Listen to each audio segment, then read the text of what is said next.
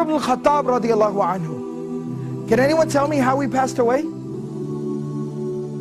He was stabbed while he was leading the prayer. Alright, he was stabbed while he was leading the prayer. The narration goes on to tell us that Umar radiallahu anhu has this big open wound. He has literally a hole in his stomach. And he's lying there and he's bleeding out and he's fading in and out of consciousness.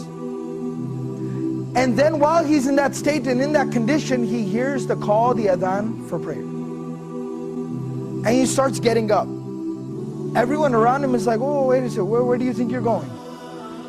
He says, I have to go pray the adhan. I have to go and pray, it's the adhan. And he said, you're dying. You have a hole in your stomach. What do you mean you're going to go pray?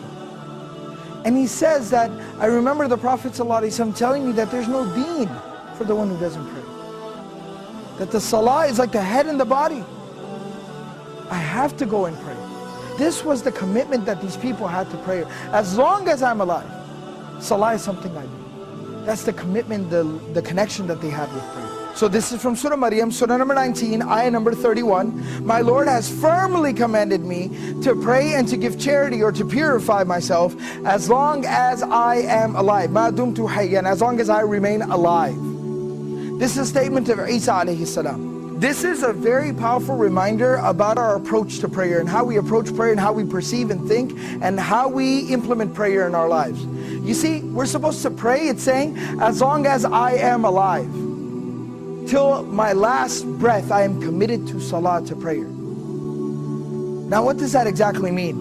It means no matter what comes up, prayer is something that I will hold on to till my last breath. I will concern myself with till death. And the Prophet ﷺ demonstrated this. He lived this. Now this isn't just theory, this isn't something just fancy to say. It's not just a fancy slogan. The Prophet ﷺ lived it. You know, about a week before the passing of the Prophet ﷺ, he fell very ill. He became ill. And the Prophet ﷺ was incapable of standing up and even walking on his own very soon after. So the Prophet ﷺ, what he did, Prophet ﷺ would send for two Sahaba. They would come to his home and they would carry him. He'd put his arms around their shoulders and they would literally carry him to the prayer like this. But he'd still go for prayer in this condition. He'd still go to pray like this.